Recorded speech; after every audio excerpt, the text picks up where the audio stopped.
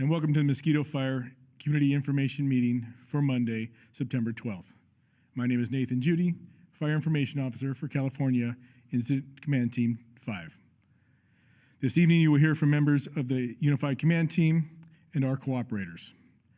After the formal briefing, we will answer questions emailed earlier online, and during the meeting or after the meeting, we will address comments, questions that were submitted in chat earlier. The fire currently it's at 48,700 acres, 16% contained. 2,675 personnel are assigned to this fire. Starting us off tonight is going to be Operations Section Chief Ernie Villa. Good evening. My name is Ernie Villa, Planning Ops here with Team 5. I'll give you kind of an overlay of what we've got going on here. So start off over here in the west side of the fire along Baltimore Ridge here. Fire still continues to be mopped up and secured all the way down into the bottom of the American River. We'll be continuing to gain containment on this area here. So from Forest Hill heading north around the fire, we continue to mop up and secure all the way up past Michigan Bluff, all the way towards the northern end of the fire there that you could see on your map. Moving further north past the fire there, we do have some contingency lines that are proposed at this time as the ground resources continue to develop a plan to come across the north and east sides of the fire. As far as the fire itself, it still remains pretty active along the fire's edge, as you can see, indicated by the red line with hash marks. We are continuing to operate in that area, working with our cooperators that have pre-existing fuel breaks in that area. We're also looking at utilizing some of the pre-existing burn scars that have control features in place that we'll be looking at utilizing. Coming around the bottom end of the fire, still fairly active coming in this area here until you get to the southern part of the fire here where we have a control line where we've been able to contain or control, and then we will continue to mop up and secure the bottom end of this fire as well, coming all the way back in towards just west of Volcanoville. Successful day today. The crews were able to come off the top of Buckeye. They were able to continue to take the fire down into the American River. They were able to tie all that in. That is all looking good right now. We'll continue to monitor that area over the next few days, but overall in this section, things went pretty well today operationally. End of report. Thank you, Ernie. Appreciate that. Next up, we're going to have our fire behavior analyst, Jonathan Pankburn. Good evening. There was a slight mixing of the air with a little bit of wind movement today. We specifically had that persistent southwest flow that's starting to push the fire deeper into the forested areas, but that's good news for the communities such as the Forest Hill, Volcanoville, and Quintet communities. Moving up into this northeastern portion of the fire, we observed fire coming up into the crowns of trees or torching in groups, and it really started to move with some of the limited airflow that we have today. We're expecting that airflow to increase a little bit tomorrow and especially into Wednesday. So we're expecting a little bit of an uptick in fire behavior. And I want to touch on that. We are seeing historically dry fuels. Here we have a chart of the ERC or energy release component of the fuels in the fire area. If you'll note, this blue line is the current year, and up here you can see we are breaking records in this particular fire area. What the energy release component means is it's a conglomerate of the live and dead fuels or vegetation that is available to burn, and it's a composite of how dry and how much energy they would release in the event of a fire situation. And so this, I just wanted to point out that we are seeing historic values in this particular area. So it's presenting a challenge to firefighters, and that is why they're building containment line further out to the east and putting together a plan with cooperators using their existing fuel breaks. Thank you. Wonderful. Thank you, Jonathan. Appreciate that. Next up with us, we're going to have PG&E's Government Affairs, Brandon Sanders.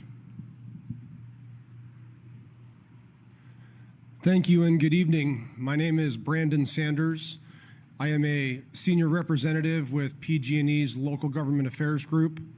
Here this evening to provide you with an update on PG&E's efforts in support of our customers and communities impacted by the Mosquito fire. I'd like to thank the incident for affording me this opportunity to join you. I have some information which I think folks will appreciate hearing, and of course I'll be available for questions at the end as well. I'd like to start by noting that since the beginning of the event, PG&E has had 0 safety incidents.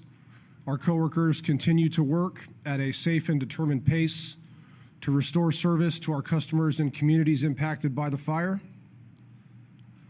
As of this evening, we have 522 customers without electric service due primarily to PG&E de-energizing overhead electrical equipment for firefighter safety. That eliminates the risk of electrical equipment placing our firefighters in harm's way, and we do that at the direction of the incident. Since the beginning of the event, we have had 20 of our safety infrastructure protection teams operating within the fire footprint. Those crews are pre-treating electric assets with fire retardant as a means of lessening or minimizing damage from the fire to those assets. This does a number of things. One, it promotes firefighter safety by lessening the amount of material or equipment or debris in a roadway, for example. It does also limit the extent of damage post-fire, allowing us to bring service back to our customers in a more timely manner. As of this morning, those Sept crews have treated more than 2,000 assets in the field and continue to do so in addition to supporting our crews as needed. We are partnering with the Placer Community Foundation and the El Dorado Community Foundation as an additional supportive measure for our customers who were affected by the fire. And we are committed to bringing service back to those who are without service as quickly and safely as possible. Thank you. Great. Thank you. Appreciate that, Brandon. Next up from Placer County Sheriff's Office, Lieutenant John Barnhart. Thank you. Good evening. We'll start with there has been no change to evacuations and no new evacuation zones ordered. I'll move over to the map if it's ready. Again, you can go to the live map through our social media platforms or to placersheriff.org. You'll notice at the top of the page, you can enter your address to see if you are affected by any of these zones. If, in case we do have to make more evacuations, just type in your address and it'll take you right there. As you can see, the purple area is the fire, and around it is the red area, which is remains the evacuation order zone of Michigan Bluff, Forest Hill proper, and Todd Valley. As you can see, the yellow areas still indicate evacuation warning zones. As far as staffing is concerned, we still have deputies out on patrols 24/7. We have 20 deputies assigned and 13 of our allied agency partners assisting. As far as damage assessments, they have been initiated. We issued a post on our social media concerning Michigan Bluff. And if you did not see that and you are a resident of Michigan Bluff, please call area code 530-886-5390. As far as repopulation, we continue to get questions about when that's going to happen. We just ask your patience as that planning is being conducted, and we cannot repopulate until it's deemed safe. We've had a question about whether or not citizens can retrieve property, and until the areas are deemed safe, we cannot allow that to happen. In closing, I'd just like to say thank you to the communities for their continued support in this effort, and thank you for your patience and endurance during this difficult time. Thank you. Thank you, Lieutenant. Appreciate that. Next up from El Dorado County Sheriff's Sergeant Alex. Sorry.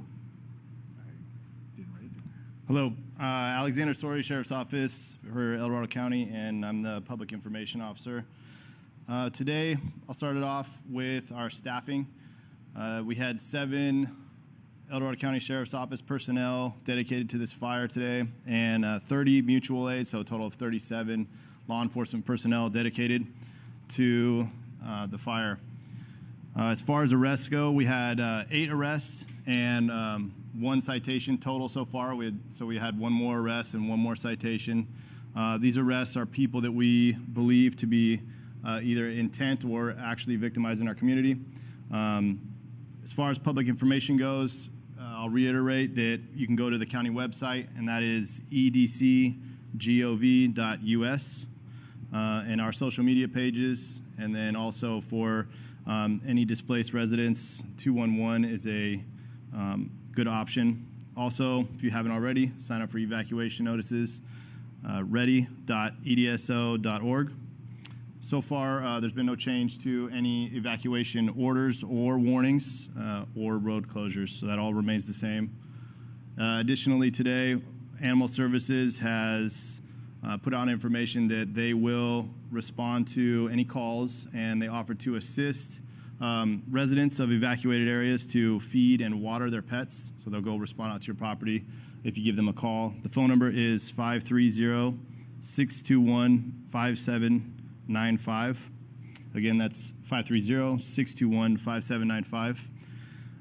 Lastly, I'll talk about DINS. So a DINS team is a damage inspection specialist team, and their role is to go out and identify properties that may or may not have been damaged in the affected area. So we know these are trying times for everyone that's been affected by this fire, and the DINS team can go in when it's safe. They have gone in today. They've been working, and as a result, we were able to put up a map on our website here, and we'll go over here and we'll talk about it a little bit. So if we go to the edcgov.us,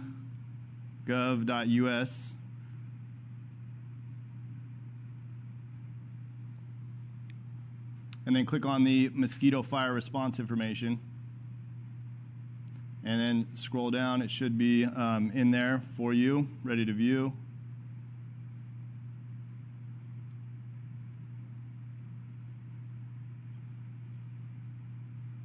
Scroll back up, go back to the other ticker.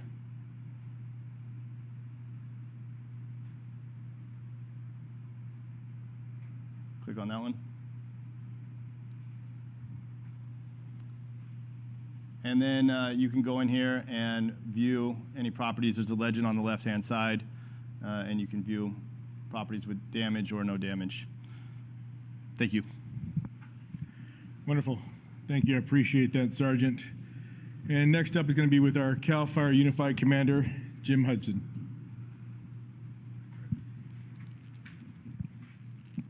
All right, well, good evening, everyone. Obviously, for those of you that have been monitoring, this is our 3rd community meeting, and if we're doing these, it means the fire is still burning relatively uncontrolled in some areas, and there is still a threat out there.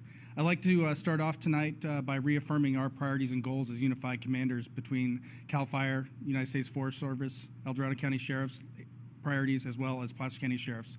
As we work through this, we've said that our priorities are life and property, and that hasn't gone unchanged, and we will continue to move forward that. And that does have an impact for you being taken out of your home. We're not going to allow people to be put in harm's way, but we are working tirelessly around the clock and accessing and leveraging all the assets and resources available to the state, to the U.S. Forest Service, accessing mutual aid from our local government partners. We are working around the clock, I can assure you that. But we are making small gains. If you can see, there's some black line on the map this morning that wasn't there the day before. And if you look at this fire around the communities, we are going direct as possible. Operations gave an excellent briefing there of what we're doing and what our priorities are. And we will continue to work around the fire's edge as close as possible. There are areas where it is challenging and we will have to go in direct. But our goal is to keep this fire in the smallest footprint possible. As we work around the clock and leverage those assets, we have the full breadth of our abilities as fire suppression resources and law enforcement across the state of California. That's ground resources, heavy equipment, aircraft, and night-flying aircraft dropping water and providing aerial reconnaissance across this fire. So we ask you for your patience. We'll continue to update you. We're well aware of the situation at hand. Our goal is to get you home as soon as possible. And like I said, keep this fire in the smallest footprint possible and bring some normalcy to you and stabilize to where we were before this fire ignited. So again, thank you for your patience. We'll continue to update you. Thank you, Commander. That concludes the formal portion of our meeting. Now we're going to go into questions and answers. First up, we're going to bring back Ernie Villa, our Operations Section Chief, with a question or an answer with your question.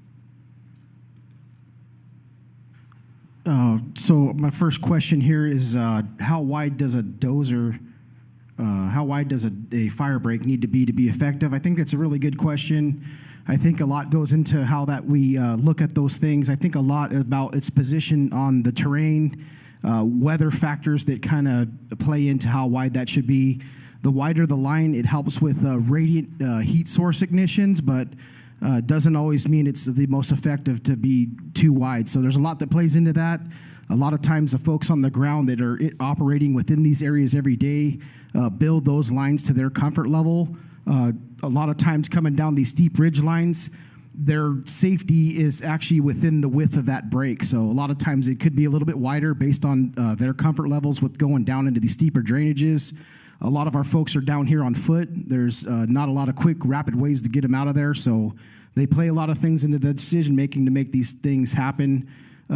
Like I've said, it looks different when you look at it from a map. If you go out there and take a look at this at some point, you'll see that these areas that we're trying to work and operate in are pretty challenging. So there's a lot that goes in how wide those things will work. Obviously, a little bit wider, the better can help, but there's actually prep work that goes on outside of the width of that line that is done to reduce the fuel loading or trees, sticks, and brush that are adjacent to the line. So really good question. Do appreciate it. Next question is, how is Stumpy Meadows area holding up? That's down here on the southeast end of the fire here. We do have quite a bit of fire established down here in the Rubicon River. If you're familiar with this area, which I think a lot of you are, this is very challenging terrain, similar to what we're dealing with over here in the American River. So there is quite a bit of heat here. The crews are looking at the operational overhead, looking at an opportunity to come out here probably a little bit more indirect. There isn't a safe position for us to cross this land feature. So they are looking at it, but there is quite a bit of heat. We're not out of the woods yet, but we'll continue to work on that area. And as soon as we get clear air to get aircraft in there, we'll be utilizing those along with our ground assets to make sure we can secure that area. Thank you for the questions. Thank you, and I appreciate that. Next up, we've got some questions for El Dorado County Sheriff. We're going to bring back up Sergeant Alexander. Thank you. I have a couple questions here that I'll answer. Any time frame on when 193 in Greenwood will be open for residents, businesses, and post office. At this time, we don't have estimated time for lifting the evacuation orders. The El Dorado County Sheriff's Department has a huge section of Highway 49 facing the South Fork of American River Canyon on warning status, yet on all of the CalFire documents, our area is not listed. Why is that? Are we in the evac warning area as the map shows or not? So if you go to our website and look at our evacuation orders and warning areas, those are correct. So if you fall within one of those, then you're in the warning order area. If you don't, then you're not in one. The next question, we understand everyone is doing their best, but as a community who is in the sitting waiting status or who have had to leave their homes, it would be helpful to know if there is still a significant concern that the fire will travel towards our community. We now have more evac centers up in our community, so does this mean you expect more mandatory evacuations to occur, and if so, where? We are constantly working with fire on evacuations and evacuation warnings and orders, and we will continually update the public as we get it, information on the fire movement. Next question is, will people be arrested for leaving the mandatory evacuation zones trying to leave? Once you leave your residence and exit the evacuation order areas, you cannot return back into an order area. That's all. Thank you. Great, thank you, Sergeant. One of the questions that was submitted earlier online was, what kind of donations can folks give to first responders? First responders on this fire have everything they need. They're set up real well at our camps, give them plenty of food, plenty of water, plenty of rest. So thank you. Donations, again, can be given to either different Red Cross agencies or different organizations throughout your communities. Firefighters have what they need, but we appreciate that. We really thank you for your thoughts. We have another question for Ernie Villa, so we're going to bring back our operations section chief.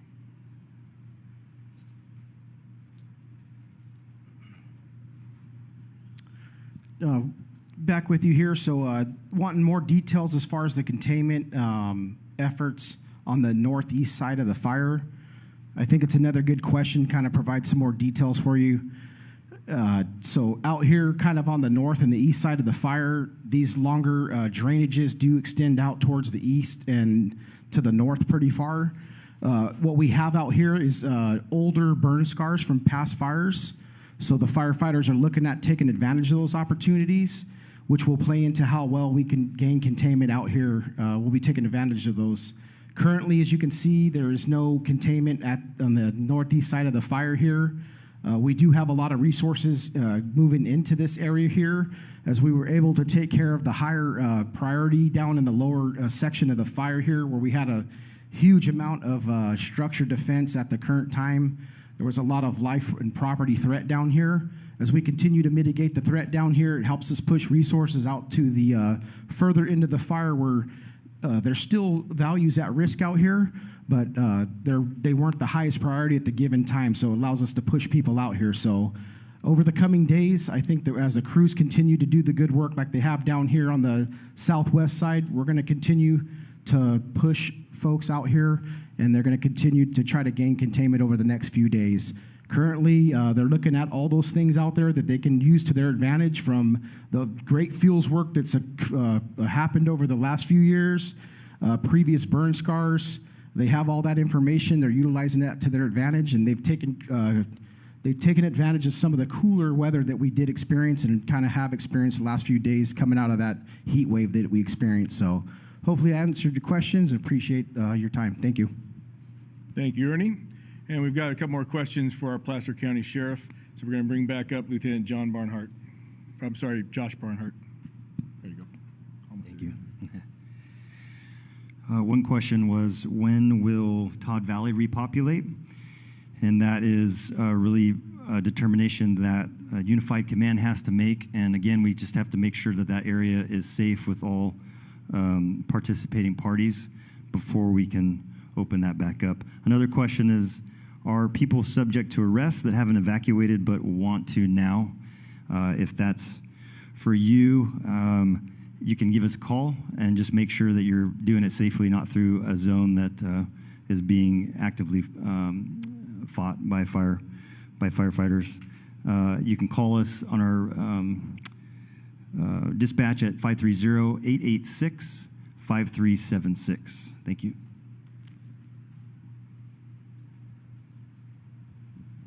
Thank you, Lieutenant. Appreciate that. So that's all the questions we have for this evening. I want to thank Vicki, our ASL interpreter. I want to thank you for joining us. Visit us back again tomorrow. Thank you.